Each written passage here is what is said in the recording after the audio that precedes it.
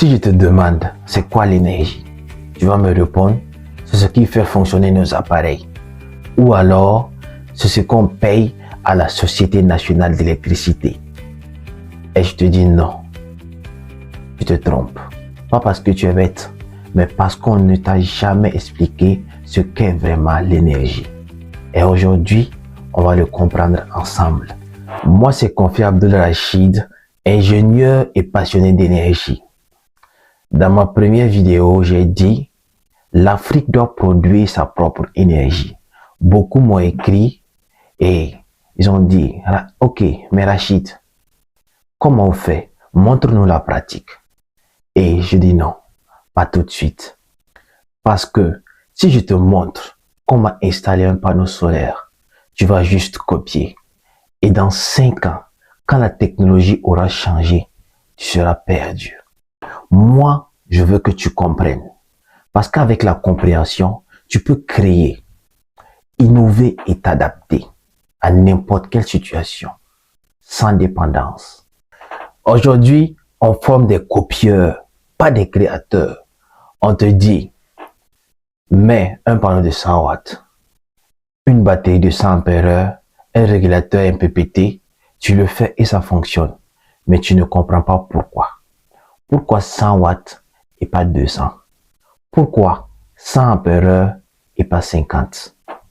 Résultat, dès qu'il y a un problème, tu es perdu. Tu deviens dépendant. Moi, je veux t'apprendre l'autonomie.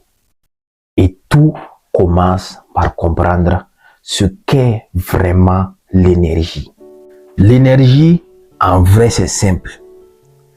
C'est ce qui permet à quelque chose de bouger, de changer et d'agir. C'est ça l'idée. Et pour comprendre ça, pas besoin d'un laboratoire. Imagine juste toi en train de pomper de l'eau d'un puits.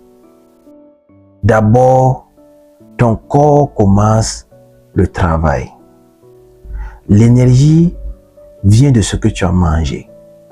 Tes muscles prennent cette énergie chimique et la transforment en mouvement. Tu tires, tu soulèves, tu fais monter le seau. Et justement, cette eau qui monte, elle n'est pas juste haute. Elle stocke quelque chose, de l'énergie potentielle. Juste parce qu'elle est en hauteur, elle a la capacité de redescendre et de faire quelque chose. Et quand elle redescend, tout s'enchaîne.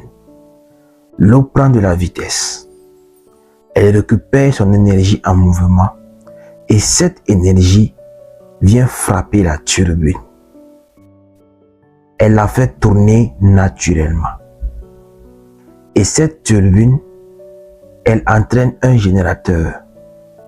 Et là, grâce à l'induction, le mouvement se transforme en électricité. Tout simplement, c'est là qu'on comprend vraiment l'énergie. Ce n'est pas juste quelque chose qu'on crée.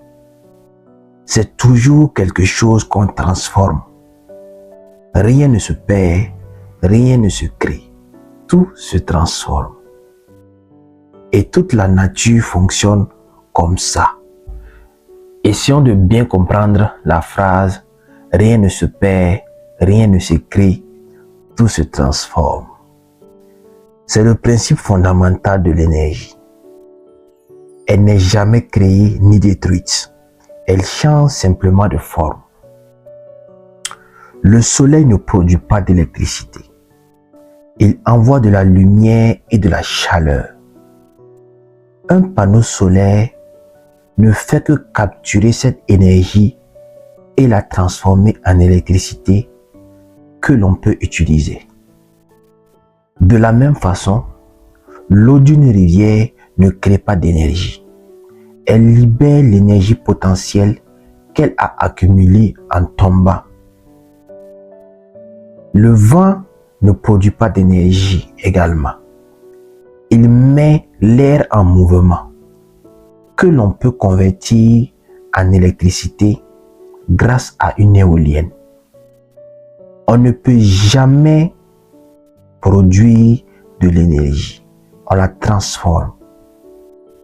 Cette distinction est essentielle pour comprendre l'énergie. Car comprendre l'énergie, c'est comprendre les flux, les transformations et savoir comment les exploiter efficacement. Quand on parle d'énergie, on a souvent l'impression que c'est quelque chose d'abstrait.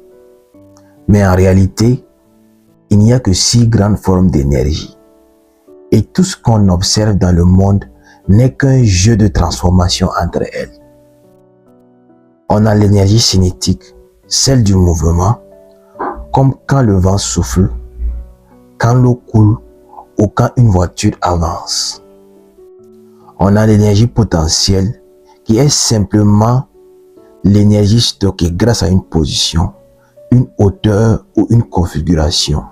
Par exemple, l'eau retenue dans un barrage ou un ressort qu'on a compressé. Il y a aussi l'énergie thermique qui est liée à la chaleur.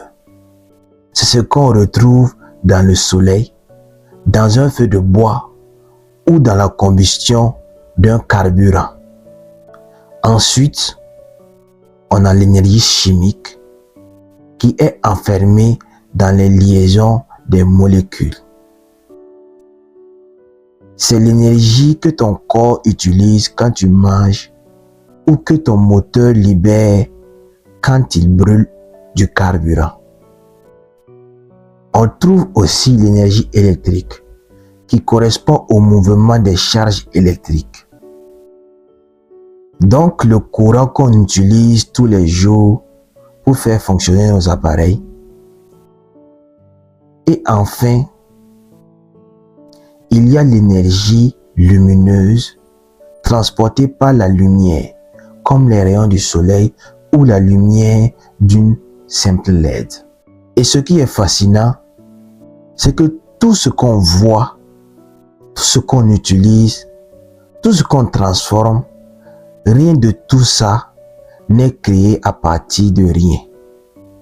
À chaque fois, c'est juste une forme d'énergie qui devient une autre. Parfois, c'est simple. Parfois, c'est une chaîne complète. Mais au fond, c'est toujours la même logique. L'énergie ne naît pas, elle se transforme. Ce qu'on va construire ici, c'est une communauté qui comprend avant d'agir. Et si tu veux comprendre la science de l'énergie, pas juste la pratique, abonne-toi. Parce que c'est avec la connaissance qu'on va changer l'Afrique. Pas en copiant, mais en créant. Et toi, tu peux en faire partie. Et n'oubliez pas, l'Afrique a tout et il ne nous manque que la volonté.